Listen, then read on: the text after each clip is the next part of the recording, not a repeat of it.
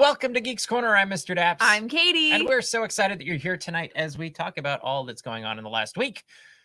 And the big thing that happened in the last week is the end of the holiday season, which I think is perhaps the longest holiday season anywhere. It's the holiday season. Mhm. Well, no. Roughly, it was about the same amount of time as Starbucks. Because Starbucks started the week before. But you also ended music the week before they ended their Christmas stuff. Oh, I went into a Starbucks and it was normal music again. Well, you could also be playing normal music. Okay. I'm just saying. So Starbucks and Disneyland roughly run for about the same amount of time. But it's not a theme park. No, like... That's what I'm going to go with. Okay. All right. What should people do, Katie, if they'd like to join the conversation? You should go to geekscorner.live and in the chat, you can tell us really fun things. Something that I wanted to say on the show because I thought it was really fun. I just saw a tweet and I put it up on my Twitter asking what everyone's regional field trip was growing up.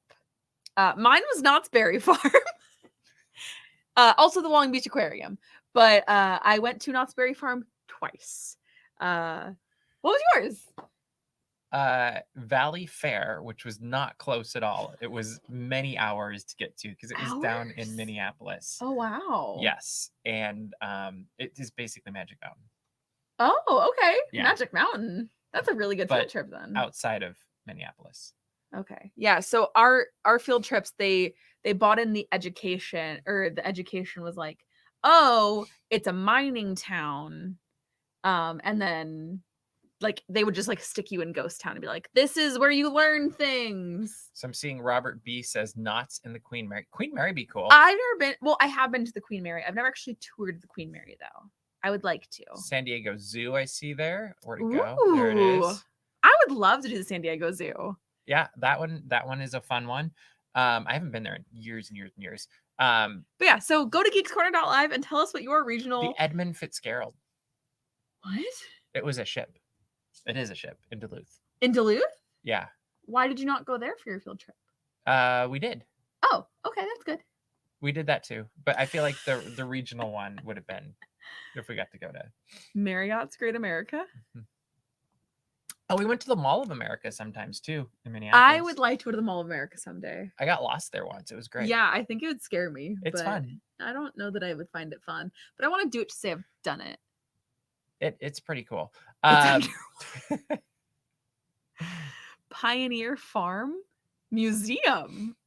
There's lots of cool things. Okay. This is fun. I just like learning about everybody else. So yeah. Okay. Very cool.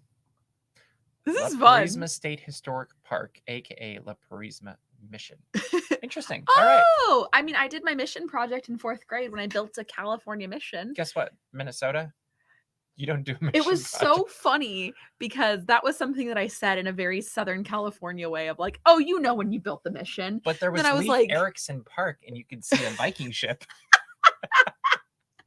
But yeah, that was one of those things where I was like, you and I grew up very differently because obviously it's California missions. You pick a California mission, but I was like, oh, what? Funny enough, we had that conversation at Knott's Berry Farm because they have the mission display at Knott's Berry Farm. Yes, it's kind of lost on me. Full circle. Like I will admit, when I was a young child, the closest thing I knew to missions was what I saw in Zorro. You used to be able to go to Michael's and you could buy a mission building kit. Wow. Like that's and like you would buy like the little like craft trees, but like anyway, you don't buy the. I don't think the kids do it anymore though.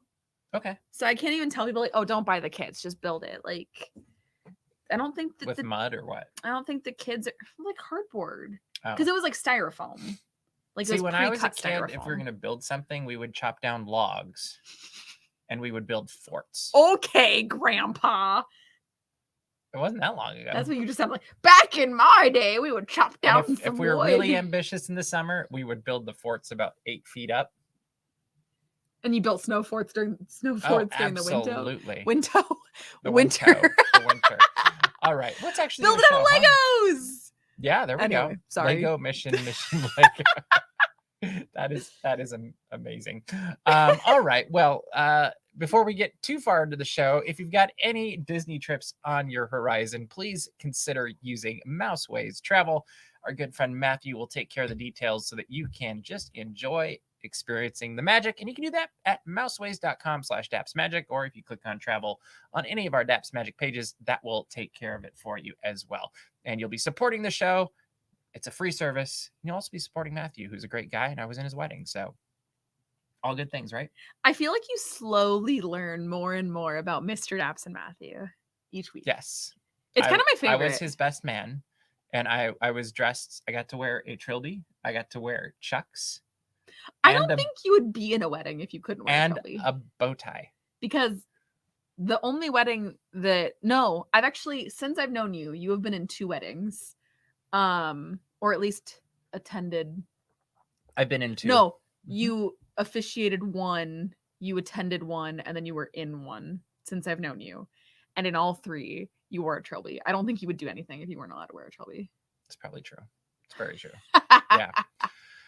Mr. Daps has that tactical outdoors experience. Unlike us Southern Californians, we just know how to use paper mache. Yes. No, I actually grew up camping for a week without anything, like backpacking out in the Boundary Waters with a canoe, a 60-pound pack. Really love when people are like, Katie, where'd you grow up? And I'm like, 10 miles away from here. Like, I feel like we should do a Daps Ask someday where people just ask random questions about my childhood. Because it's not anything like any of this. No. All right. Well, the holidays ended at the Disneyland Resort this last weekend. We were there for the last day. We were there for the last Mickey's Happy Holidays, the last day of a Christmas Fantasy Parade, the last day of Viva Navidad, the last day of Mostly Kosher, the last day of Believe in Holiday Magic. Believe in Holiday Magic, the B mode, I think they call it. Yeah.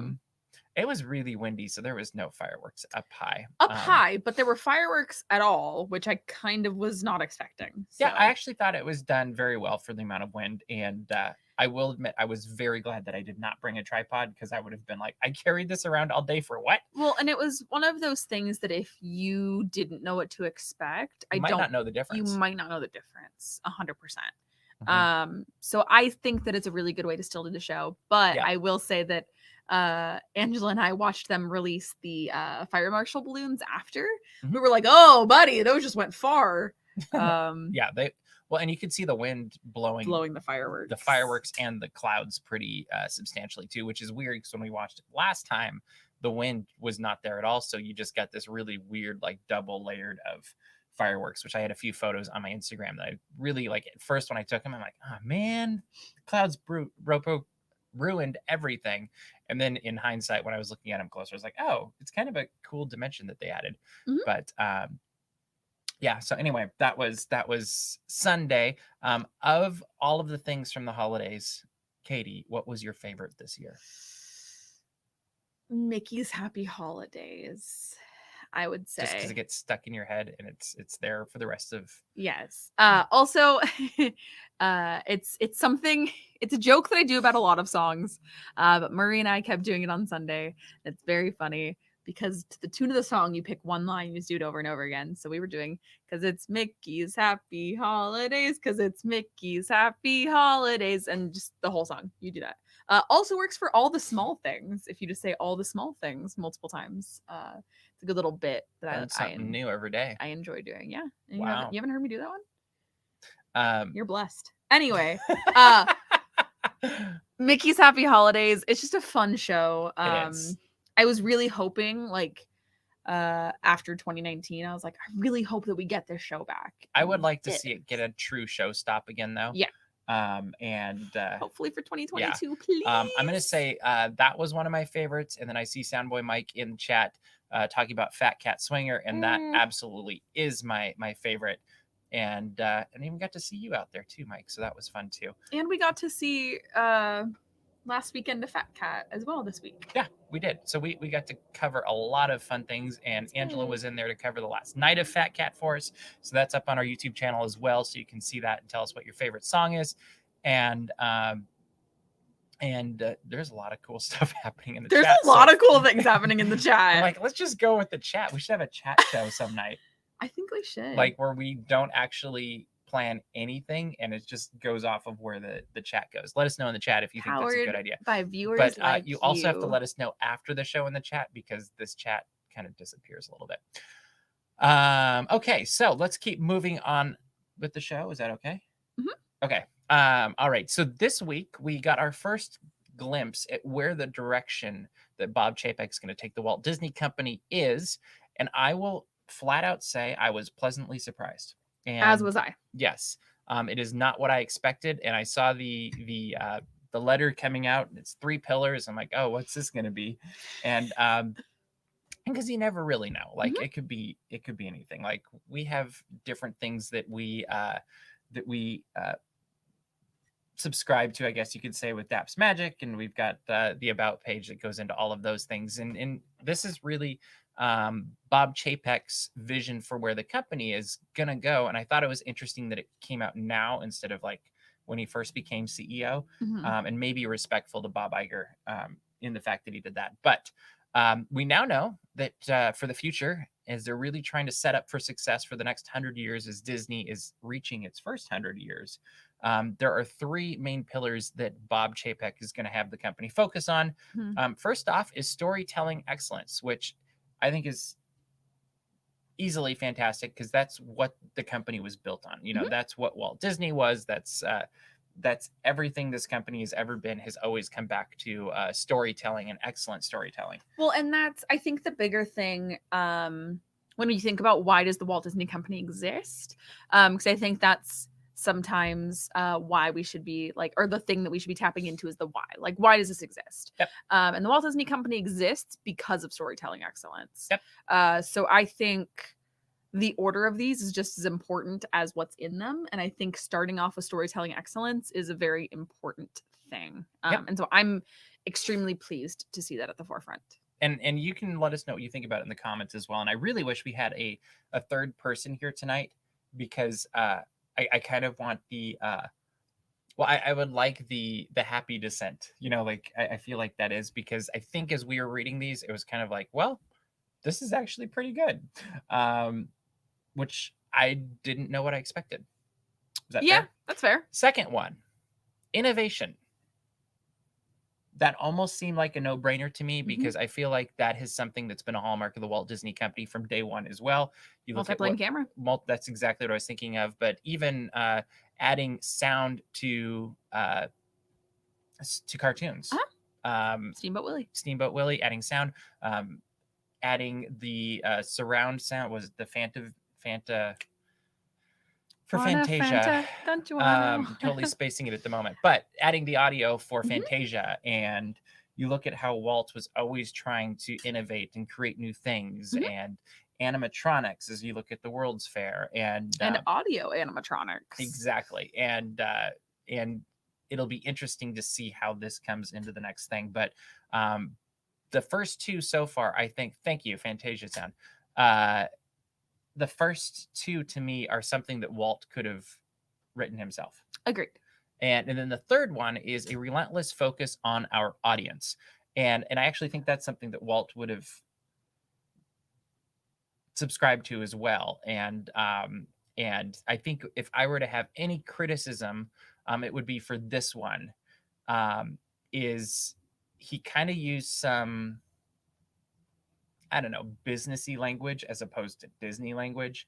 So it talks about the consumer. And I kind of, I almost wish he had talked about the guest and the, like, use Disney language. I agree.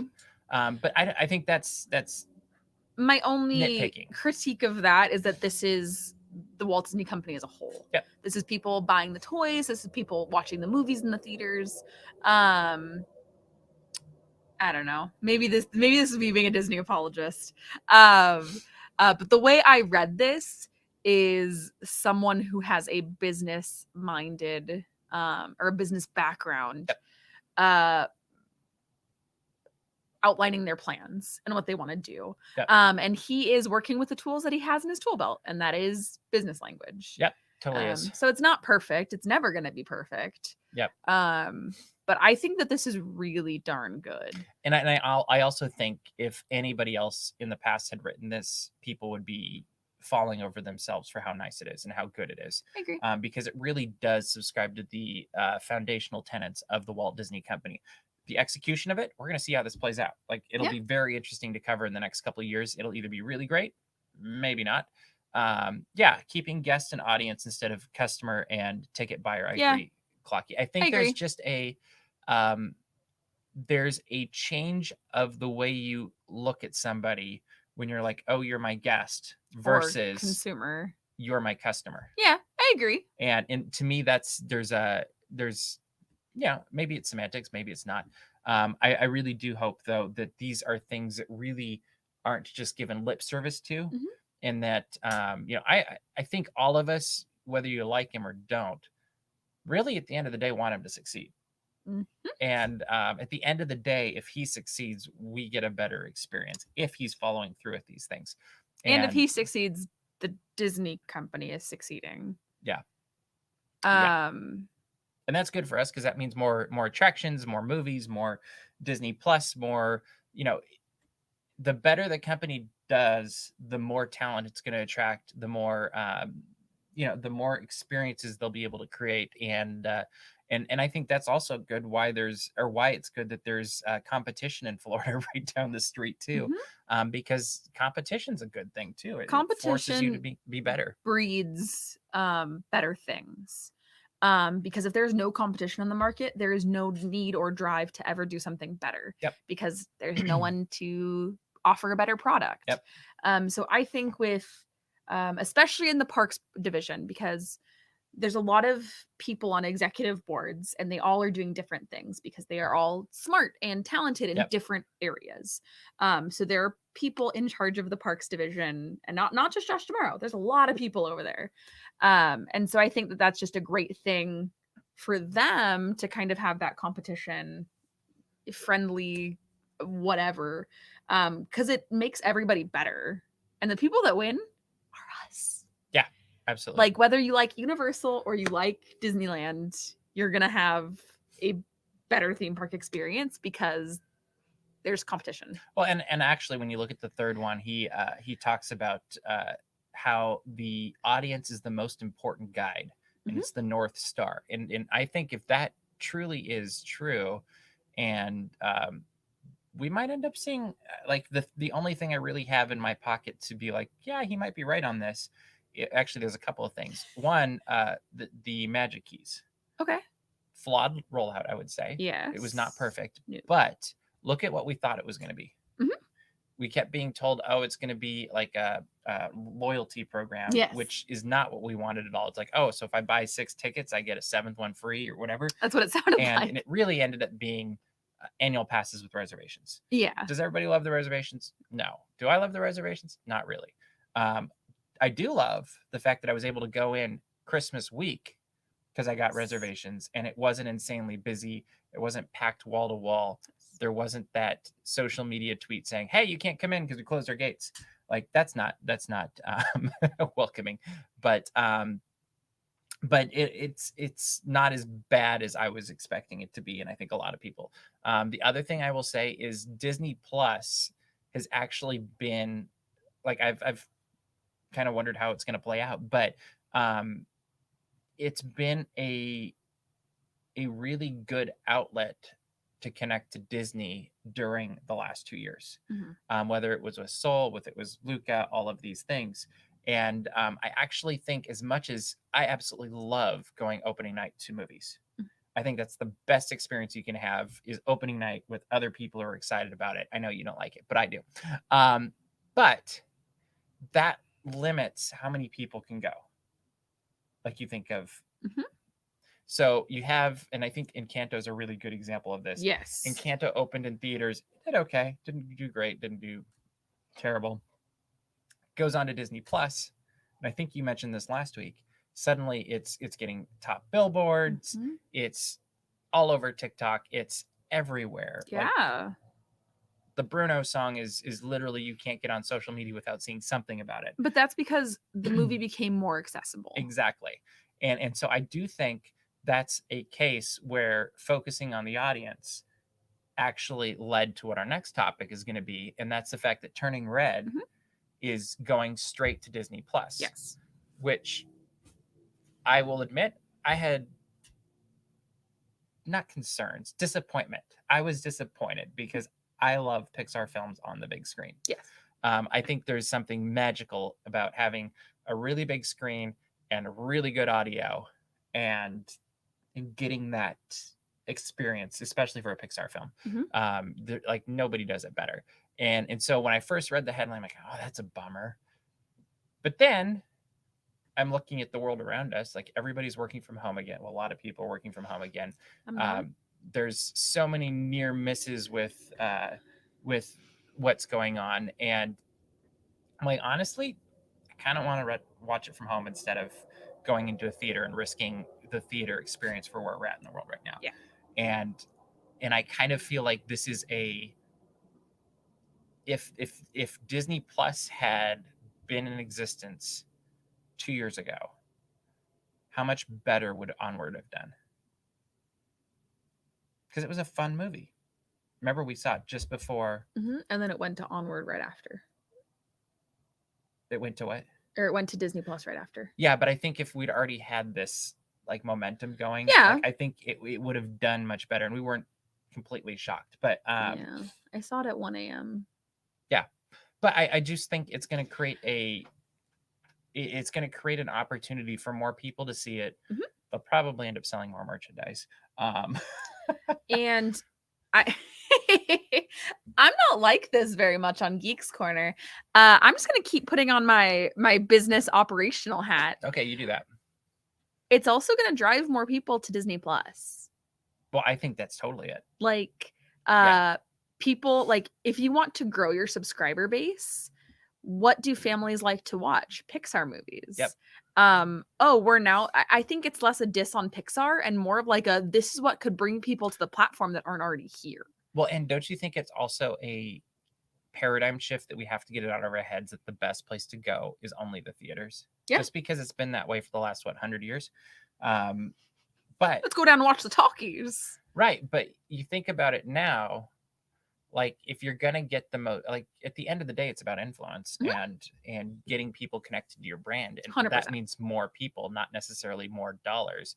And I don't know what the connection is to that after people have subscribed to Disney Plus, like especially since it's not Premier Access. Yeah. So if they're getting their, what is it, $8 a month, $7 a month, $8 a month subscription, and they get a bunch more. First month, probably not making more. But you take that a few months forward, and then suddenly you start thinking, oh, you know what? They might actually make more with this on Disney Plus than they do in the theaters. But the most important thing about branding and putting out a product is you want people talking about it. That too.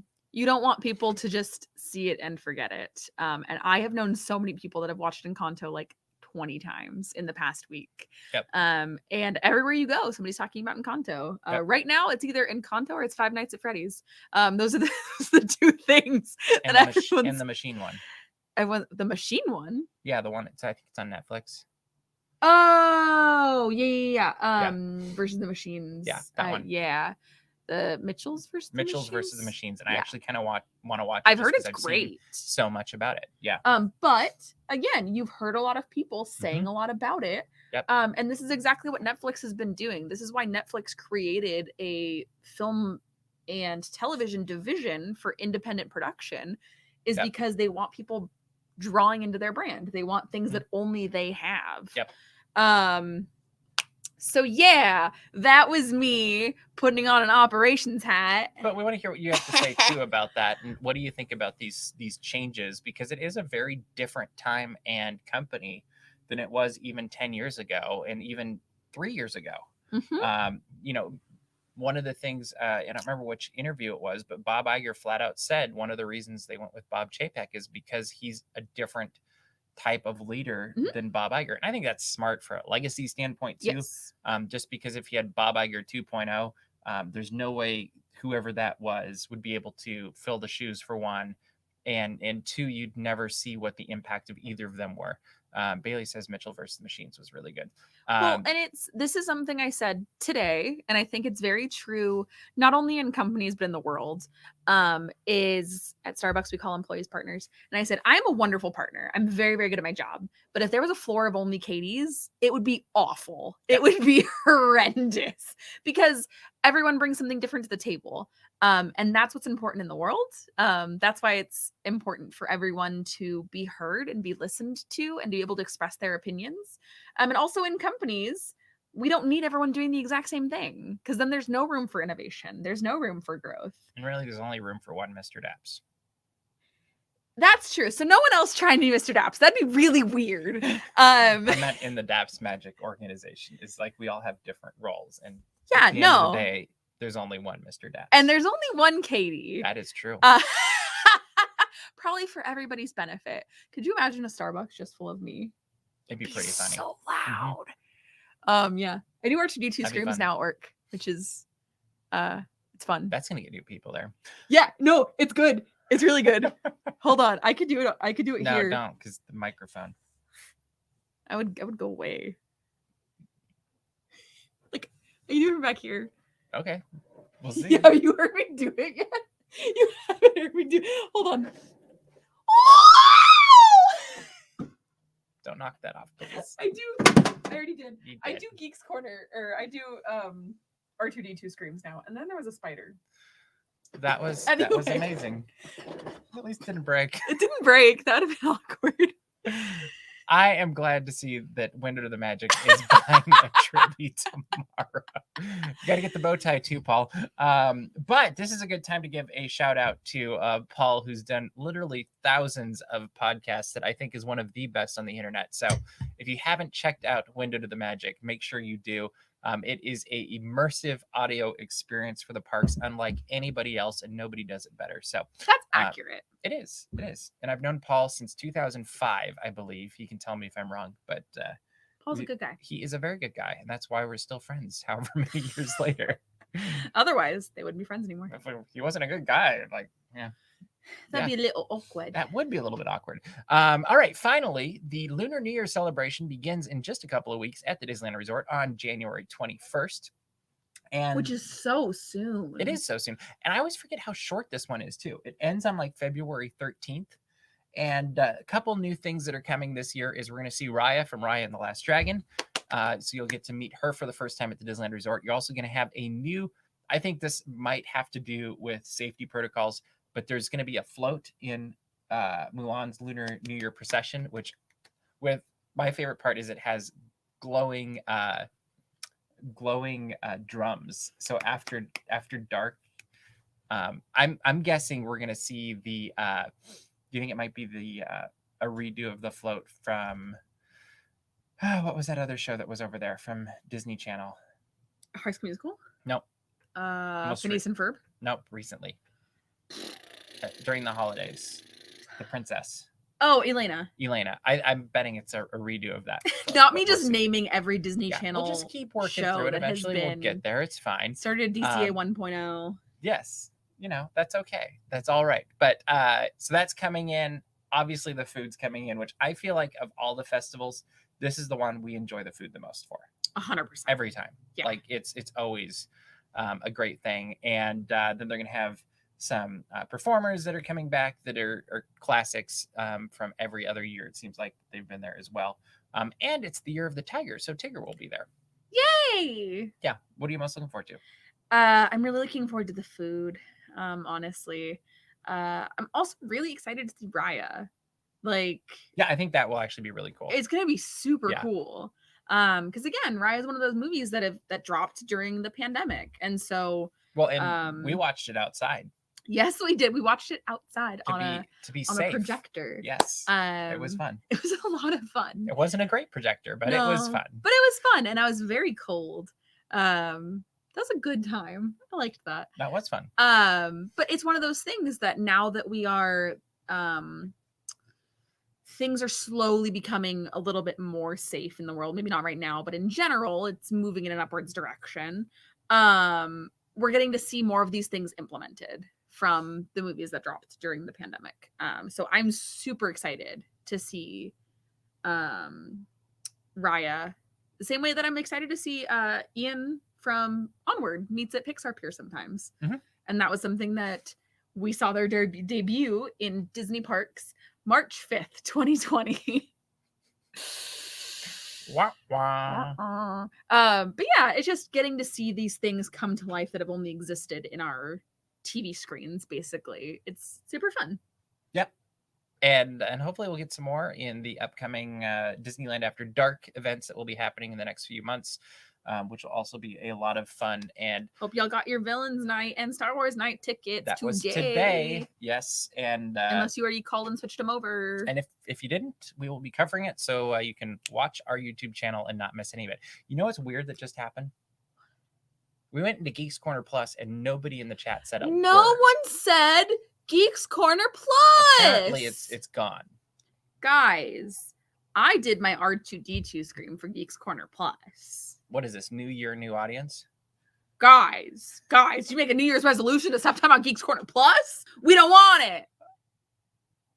Anyway, welcome to Geeks Corner Plus. Your credit card will be automatically charged. Geeks Hashtag Corner. Geeks Corner. Plus. But we do have coming up, and you can be a part of this just like we always offer, is in just a few weeks. I don't know exactly when yet. The Dapsies are coming back. The annual award show. That's really the only one that matters. But it's, well, the other ones are canceled. Yes, but we are going to have ours, and you can be part of that by nominating your favorite entertainer, your favorite YouTube video, lots of different things. You remember the 5? Okay, look it up, because I'm like, I always ask you this about this time of year. Here's the thing is that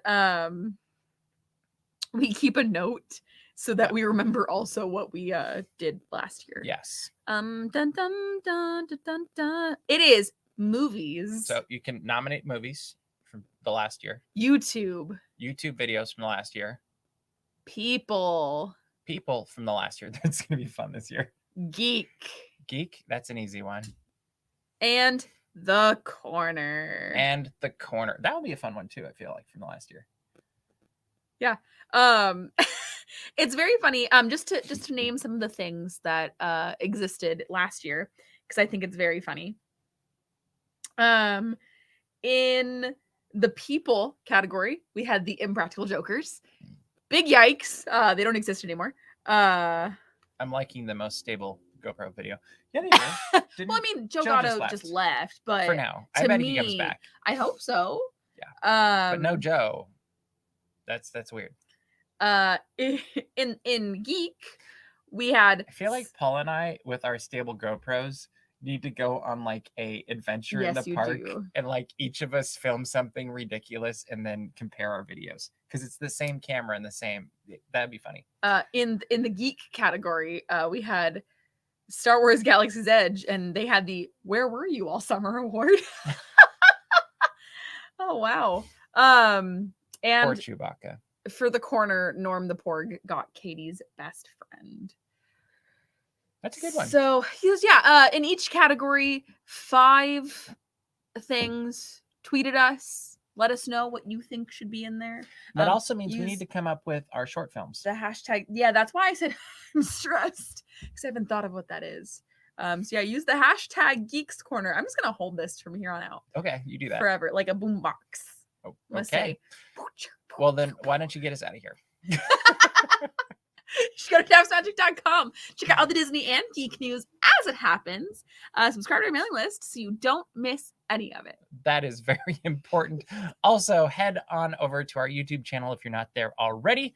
And make sure to subscribe, because we've got a ton of videos that continue to go up because we keep finding more. And that's always a good thing. We've got more from the archives. We've got more from Florida. And we'll have more very soon from the Lunar New Year celebration at Disney California Adventure. But that is all the time we have for you this week. So we will see you round the corner. Bye.